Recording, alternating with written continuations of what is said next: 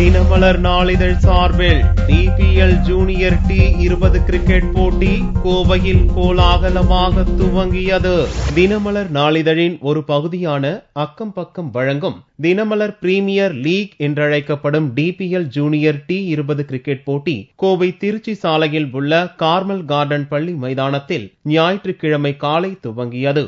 மாணவர்கள் கோடை காலத்தை பயனுள்ள வகையில் பயன்படுத்திக் கொள்ளும் வகையில் பள்ளி மாணவர்களின் நலன் கருதி தினமலர் நாளிதழ் நடத்தும் இந்த DPL T20 கிரிக்கெட் போட்டியை கோவை மாவட்ட குற்றப்பிரிவு போலீஸ் கமிஷனர் சுகுமாரன் பேட்டிங் செய்து துவக்கி வைத்தார். 12 வயது முதல் 18 வயது உள்ளவர்கள் வரை மட்டுமே பங்கேற்ற இந்த போட்டியில் வெற்றி பெற்று முதலிடத்தை பெறும் அணிக்கு 10,000 ரூபாய் ரொக்கமும் சுழற்கேடயமும் பரிசாக அளிக்கப்படும். 2ஆம், 3ஆம் மற்றும் 4ஆம் இடத்தை பிடிக்கும் அணிகளுக்கு தலா 5,000, 3,000, 2,000 என ரொக்க பரிசும் சுழற்கேடயமும் வழங்கப்படுவதோடு போட்டியில் பங்கேற்கும் அனைத்து அணி கிரிக்கெட் வீரர்களுக்கும் பங்கேற்பு சான்றிதழ் வழங்கப்படுகிறது. கோடை விடுமுறையில் மாணவ செல்வங்கள் அங்கும் இங்கும் திரிந்து தங்களுடைய காலத்தை வீண்போக்காமல் ஒரு விளையாட்டிலே அற்புதமானதொரு வீரராக வர வேண்டும் என்பதற்காகவே தினமலர் நாளேடு இதை ஏற்பாடு செய்திருக்கின்றது. தினமலர் நாளிதழால் நடத்தப்படும் இந்த கிரிக்கெட் போட்டி